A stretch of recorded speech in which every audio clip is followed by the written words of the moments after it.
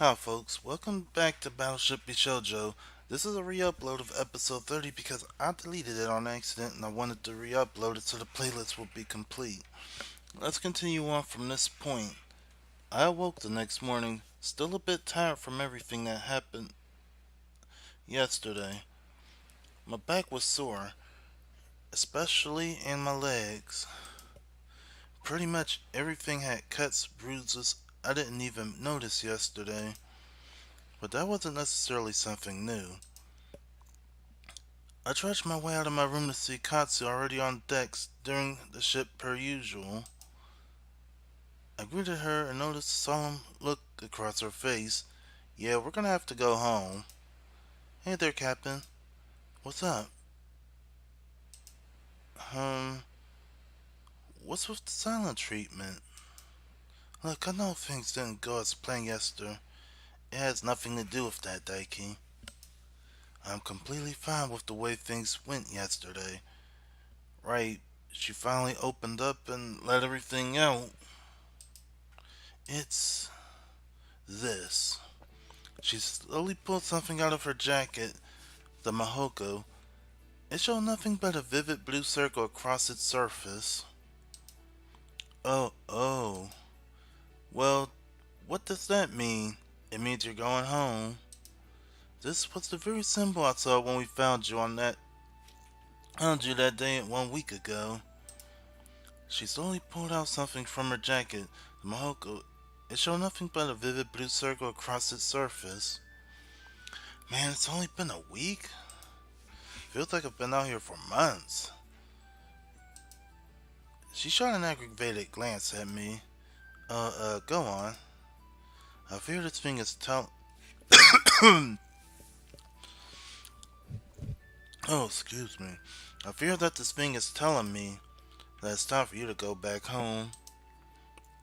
Huh? Are you sure that's what it means? What if it's trying to get someone else or... I have a strong feeling that this isn't the case. Our time here together is coming to an end. Huh?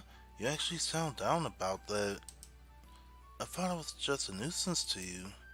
Oh, don't be so difficult. She put the monocle aside and continued sailing. Yeah, if you need to, say your goodbyes now. You said yourself yesterday that you have a life back home, people who care about you. Wait, I said that out loud? Yes, Daiki, do you not remember? I've said a lot of stuff during this adventure, to be honest. Well, yes, that I cannot deny admittedly. We both chuckled at this bit before Katsu sighed. We're going really close to the portal, by the way. I'm sorry this is such short notice, but you should likely say your goodbyes now while you can and make it count. Right, well... I thought of who I might want to see one last time, and I couldn't get the picture of her out of my mind. Daiki? Could you come down here real quick? With pleasure, Olivia. I made my way downstairs and over to the boiler room. As I opened the door, a bit of smoke plumed out from the entryway.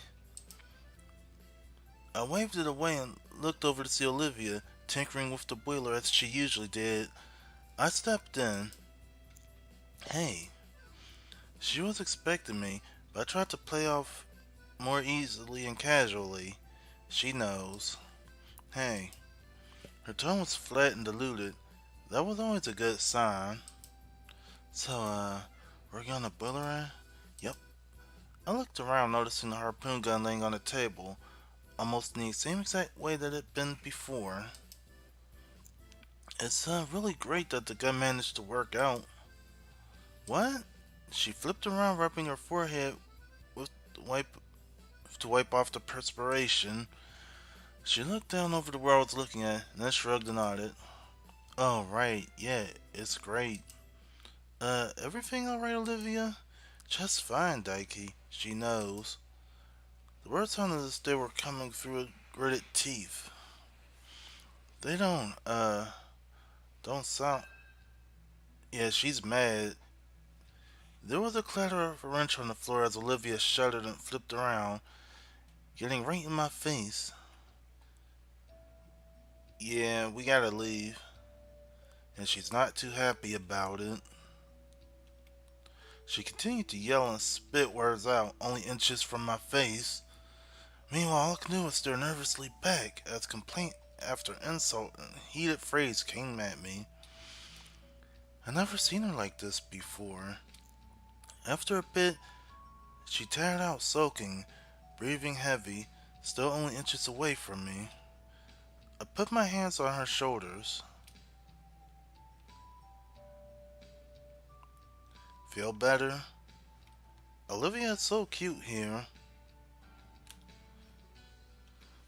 Barely. Look, I like being here, Olivia. I really did. I love getting to know all of you, but I have a home that I should get back to. A mother who's probably worried sick. Friends and crewmates who probably are getting pretty tired of me being AWOL by now. Olivia let out a soft chuckle, but still shook and shuddered, her arms crossed, gripping her sides.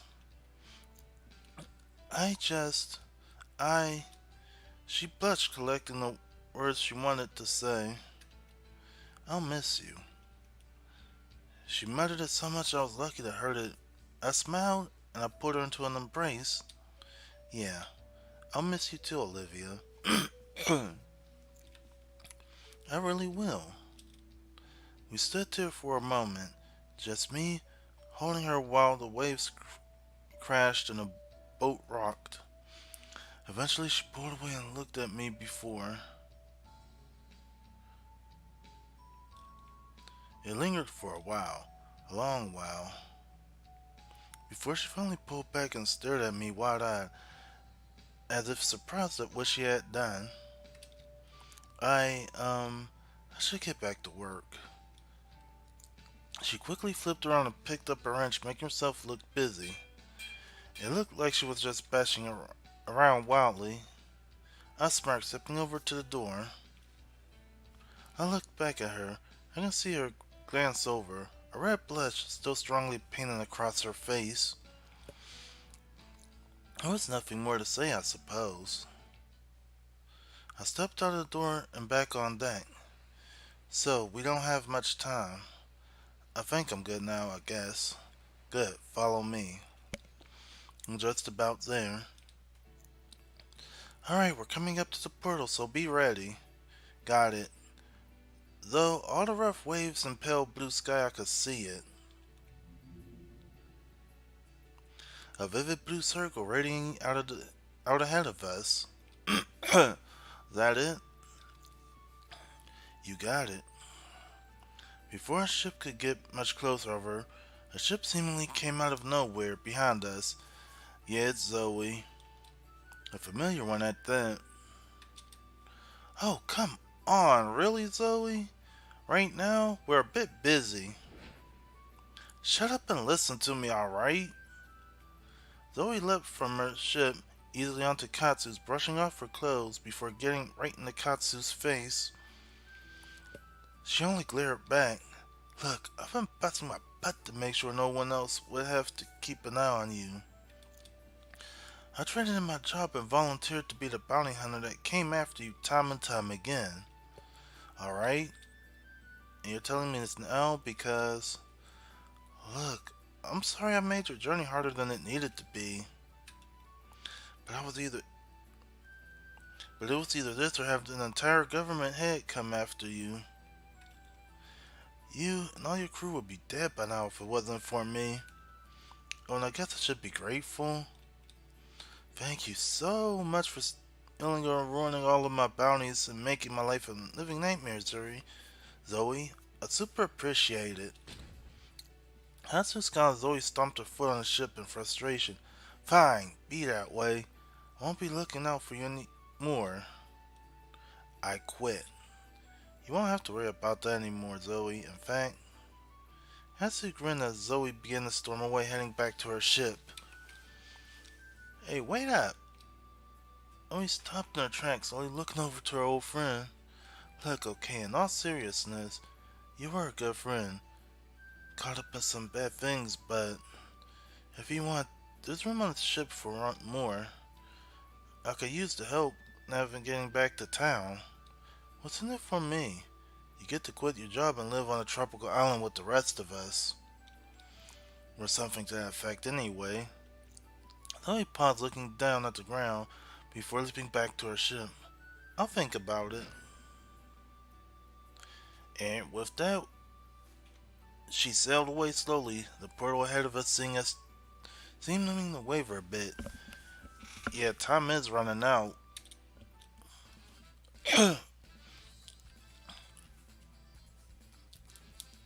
Yeah, we gotta get to the front. What? Come on, go. She pushed me forward, the portal not far from the ship.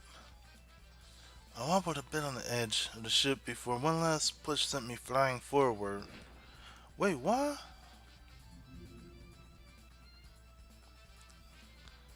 I felt a strange warmth surround me before a sudden sharp cold cut through me like a knife. I must have hit the water. I may not think. Every color around me sort of just blurred together. It was pretty heavy on the senses, so much that I had no idea that I was still conscious. Wait, maybe I wasn't. In a split second, I was laying down on the beach, just looking up at the sky as the waves rolled. There was this weird green tint to everything, though. That was odd. I sat up and looked forward to see a man at my feet. He seemed to be quite a bit older than me, at least 20 years. I recognized him, and yet I'm pretty sure he was a complete stranger. Dad? The man just looked at me with a stony look on his face and reached his hand down. I took it and he lifted me up. And from there we just stood there and stared at each other. Finally he responded by shaking his head. No, Daiki. Again there was silence. The waves crashed up against the strange beach. It didn't feel real. It felt like a backdrop. But at the same time, okay. The man nodded, a small smile crossing his face before putting his hand on my shoulder. I'm sorry. With that, he released his grip on my shoulder and walked away, leaving me to stand there on the beach alone. And what seemed to fade out with a great white light, I coughed. My mouth tasted salty. My legs were warm and damp. I was laying down. Well, guess what, folks? In the time of the girls, time passed faster. For us in the real world, in this world, it had only been a day. The beach again? We're back at the pier, where everything started. Yeah, the beach again. This felt much more real this time, however. Mostly because of the pain, the aching headache, and the pain that the sun was inflicting upon my eyes. I shielded them, hacking up a lung as I turned around and rested on my knees, rather. I heard my name being called out in the distance, but I didn't know by who. All I could do was cough, brush sand off my body, and collect myself. Eventually, I felt an arm wrap itself around my shoulder. Yep, it's Romano. Daiki, are you okay? Er, Romano? Yeah, man, it's me, man. Just calm down here. He stepped away again, calling out for someone farther away. Just relax, man. Don't strain yourself. You're getting some help here to help you. Right, yeah. I'm okay, Romano, seriously. Oh man, I'm so glad you washed up, man. I was so dang worried about you, man. Boy, Romano really tends to say man a lot when he's flustered like this. Regardless, I felt his arm around me real quick in an awkward embrace. his body shuddering from weeps. I forget sometimes how much he cares. He was one of the first I had met when I joined. It only made sense with all the messes we had been through together. After a while, he and another sailor wrapped a beach towel around me and hauled me up to my feet, escorting me off the beach and into an ambulance. They were shocked to find me alive. Apparently, I had been missing for a day, and I had just happened to be found by Romano when he went back to scan the beach. They said I was lucky to be alive, and I believed them. Now I just had to sit there and wonder how much of what I've gone through was real. Was it in my head, all of it? Was it all some weird, deluded, near-death dream I had while washed up on shore? Or, I had no idea, but at this point I suppose I couldn't think of it much more. All I knew was that I wanted to go home, and I wanted to see my mom. And I don't care how silly or pathetic they may have sounded, from their life just rebooted. I was back in the Navy again, going along with my term. Things tended to quiet down after that. Life just went by as usual. Around a year later, Romano and I visited the very same beach we had gone to before, sitting on the very same pier, and probably doing so sober. This time we decided it's best that we stayed so. Yeah. We cracked jokes and laughed and just stared out to sea. It was near midnight. Good times, Daiki, good times. No doubt, Romano. You going to join me and others up at the bar tomorrow? Of course, man. Wouldn't miss it for the world. Excellent. Let's head back now, though. It's getting late. Yeah, just give me a bit. Ah, that's fine. Just don't fall in, alright? We both laughed as he stood and walked back to the car, giving me my privacy. I sat there looking off in the distance. The sea was lit up by the moon again, while the light shimmering off the surface. It's just I just thought of that time 1 year ago. The memories still stood out so vividly, and yet I don't know if they were real or not. I smiled standing from the bench, turning my head towards Romano's car. Before I can get much further over, I caught a glimpse of something. It's the portal again. I thought my eyes were playing tricks on me, but no. A blue circle outlined itself on the horizon as the ship got closer to the pier. And there's the fog again. The silhouette of the ship got closer but stopped after a while. All I could do was stare there for a moment before grinning broadly once more. I stepped over to the edge of the pier, looking on the horizon. The ship and its glowing getting crisper and less ethereal. I suddenly raised a hand up to the ship as if to wave her beckoning it. Nice to see you guys again. And that's Battleship Bishojo. Again, this is from Silver Cow Studios on Steam, so you should check it out. But anyway, I'm the new Starcade fan here saying thanks for watching, have a good day or night wherever you are, and bye for now.